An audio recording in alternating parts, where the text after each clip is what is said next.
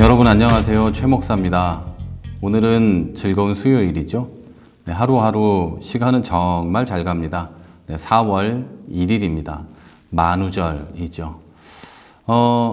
저는 지금 31일에 지금 녹화를 하고 있는데요. 3월 31일 이날 지금 교육부에서 지침이 내려왔어요. 4월 9일부터 맞죠? 4월 9일부터 점차적으로 온라인 계약을 해 나가겠다. 유치원은 당연히 문을 열지 않겠다. 이렇게 하네요. 사실 걱정이 되는 건 계약했을 때 좀 퍼질까봐 많은 걱정이 되는 것도 있지만 또 온라인으로 계약을 했을 때 온라인에 쉽게 접근하지 못하는 그리고 온라인을 통제하며 이렇게 좀 잘할 수 있게 해줄 어른이 없는 상황에서는 사실 이 공부를 한다는 게 매우 어려울 거라고 생각됩니다. 다시 말해서 그런 가정의 아이들 돌봐줄 어른이 없는 어떤 작은 집단들 이런 경우에는 사실 공부할 가능성이 거의 없죠. 그리고 아이들끼리 두세 명이 한 가정에 있다고 해도 어른들도 이제는 한 달, 두 달 지났기 때문에 일을 하러 나가야 이제 생계가 가능하니까 만약에 이제 그렇게 했을 경우에 이제 또 좀 큰 애가 애들을 돌봐야 되는 상황이 되는데 큰 애도 공부해야 되고 작은 애들까지 다 공부해야 되면 이거 역시 좀 어렵지 않을까라는 생각을 합니다. 사실 학교에 다 나가고 유치원에 가고 어린이집에 가고 어른들은 또 각자의 일터에서 일을 하고 해야 정상적으로 이렇게 돌아가는 건데 그게 불가능한 이 상황이 매우 안타깝고 사실은 인류를 구원해 달라는 얼마 전에 교황의 기도가 있었는데요. 우리도 다 같이 해야 될 기도지 않을까 생각합니다. 사실 우리나라가 지금 굉장히 괜찮은 상황인 건 아시죠?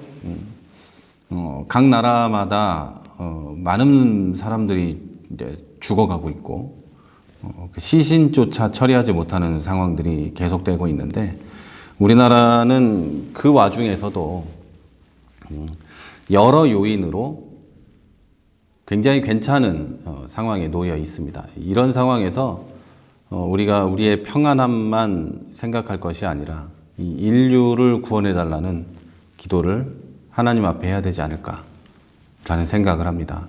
그리고 다시 말씀드리지만 기독교인으로서 우리가 교회로서 책무를 다하지 못한 그 많은 것들에 대한 문제는 지금은 회개하고 앞으로 우리가 정상으로 돌아갈 수 있을 때 그때는 기도하며 또 하나님 앞에 우리의 길을 열어달라고 해야 될 것이라 생각합니다.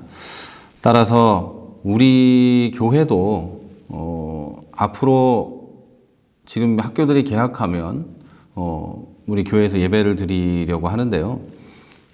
지금 현재로서는 지금 우리 교회 인원이 다 와도 우리는 2m 이상 떨어져서 있을 수 있습니다.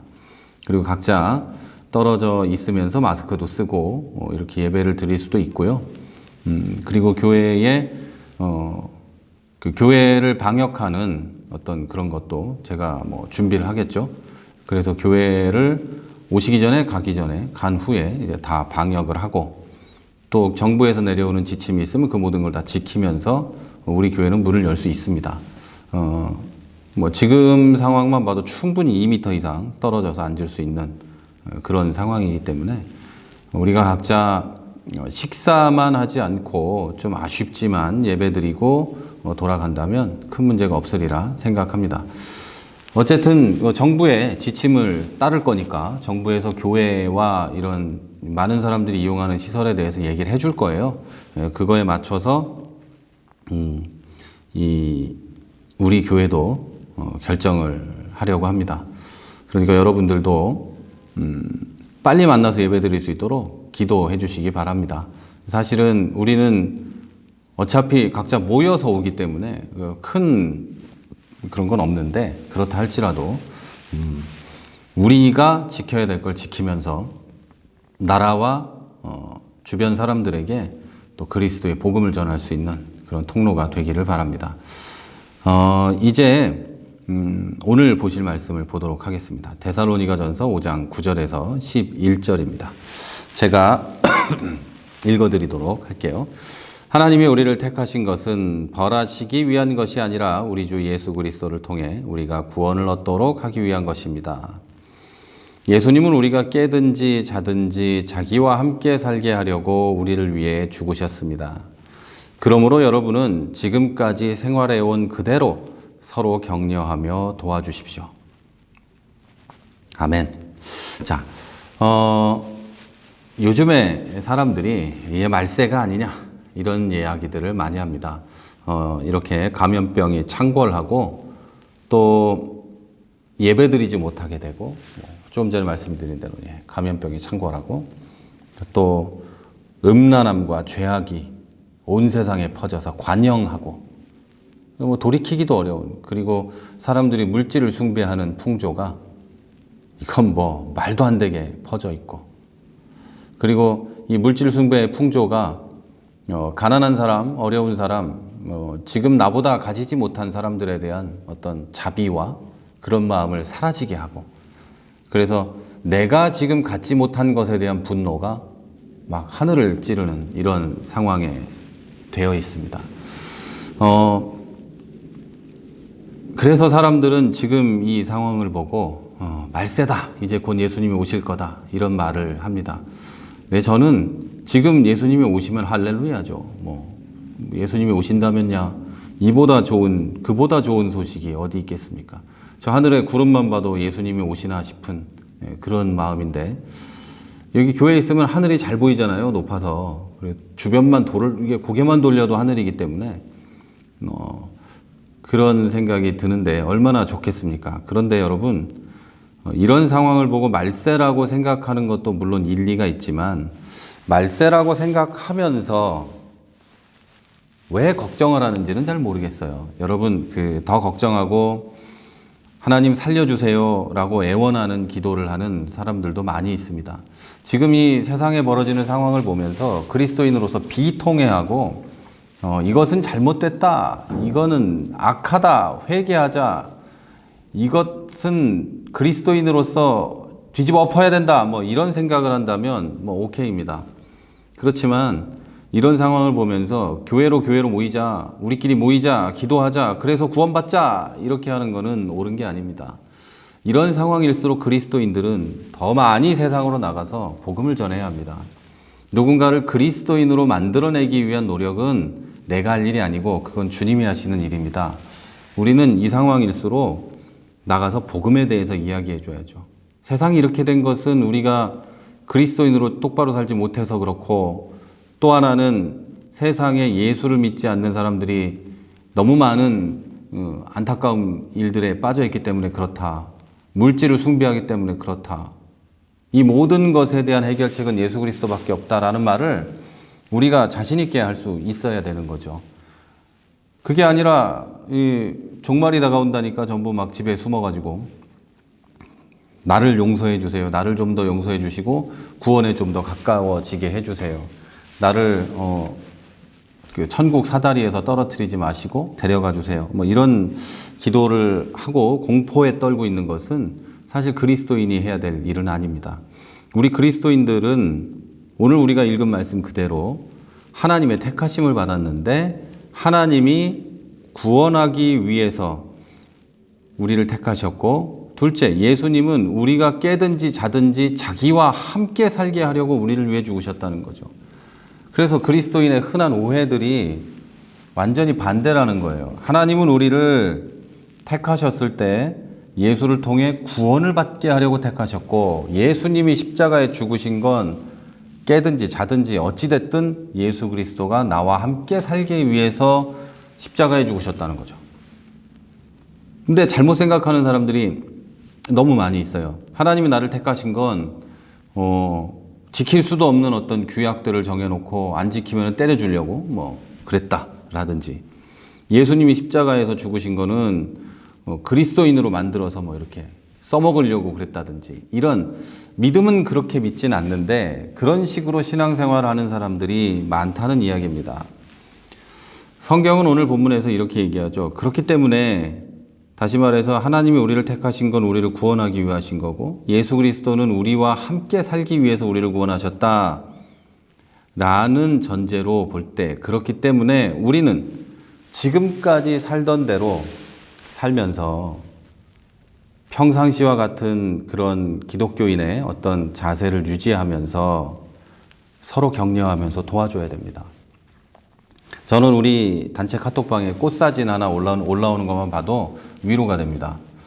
격려가 되고 그래요. 그것만 봐도 여러분도 아름답구나. 우리는 지금 상황이 힘들고 어려워도 꽃은 피고 해는 떴다 지고 하나님이 이런 식으로 다 일하고 계시는구나. 이런 거를 생각할 수 있잖아요. 여러분, 주님은 예수 그리스도께서는 분명히 그날에 도적과 같이 오신다고 하셨어요. 다 기억나시죠? 그날에 도적과 같이 올 것이다. 그러니 조심해라. 이렇게 말씀하셨죠. 그런데 여러분, 우리를 하나님이 택하신 건 다시 말합니다. 나를 구원하기 위해서. 예수님이 십자가에 죽으신 건 나와 함께 계시고 싶어서. 자, 이거 두 개 분명히 아시겠죠? 그런데 예수님이 도적과 같이 마지막 날에 오세요. 그러면 그게 도적의 어떤 침입이 될까요? 아니면 고대하던 그날에 어떤 소망이 이루어지는 날이 될까요? 예수님이 지금 당장 오시면 여러분, 우리는 어떨까요? 도적이 든 것 같이 막 강도를 맞은 것 같이 막 공포에 떨며 아이고 지금은 아닌데요 이렇게 될까요? 아니면 할렐루야 이제 오십니까? 그렇게 기다렸는데 이렇게 될까요? 후자가 우리 그리스도인이 제대로 된 반응이 맞겠죠? 우리가 빛에 속해 있고 그리스도인이고 하나님의 자녀고 예수님이 우리와 함께 있고 싶어서 학수고대하던 그날에 이 세상에 오신다면 그게 종말이 지금이라면 우리에게는 기쁨이 넘치는 막 잔칫날이 돼야 되지 않겠습니까? 기쁨의 날이요 해방의 날이 맞지 않겠어요?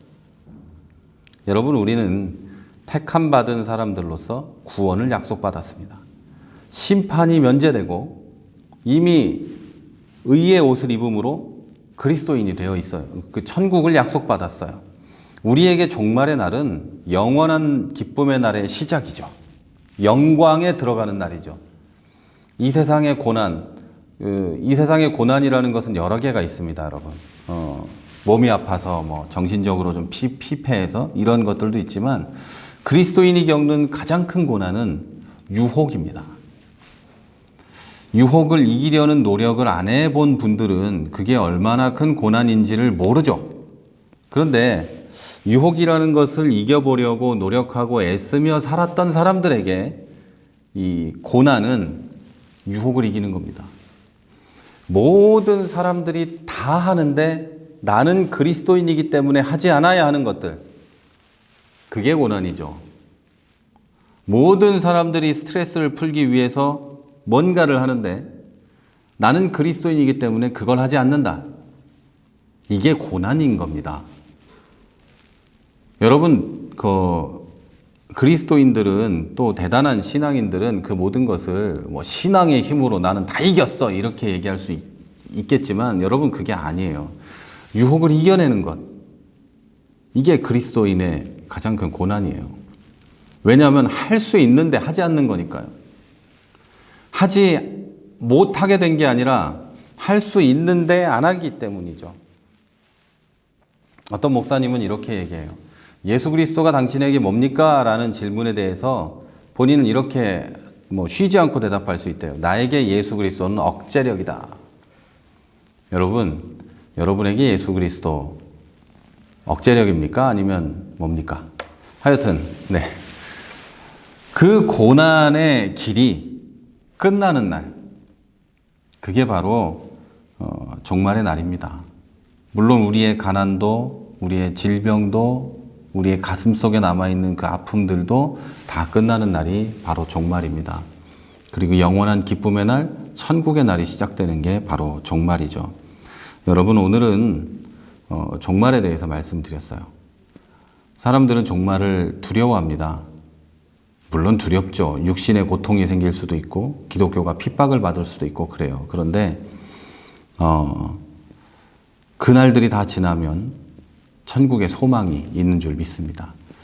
여러분, 이것 또한 지나갈 걸로 다 알고 계시죠? 우리 코로나19 사태라든지 또 여러 아픔이 있는 문제들이 이 또한 지나가고 또 우리는 하나님이 주신 지혜로 잘 지혜롭게 극복해 나갈 거라는 거, 그것도 다 믿으시죠? 그럼 그날들이 다 지나고 나면 예수님이 그때 오지 않으셔도 우리는 기쁨과 영광으로 성장한 상태로 다시 만나게 될 겁니다. 그리고 만약에 사람들이 지금 그렇게 떠드는 것처럼 정말 종말이라면 우리는 천국에서 기쁨을 누리게 될 줄로 믿습니다.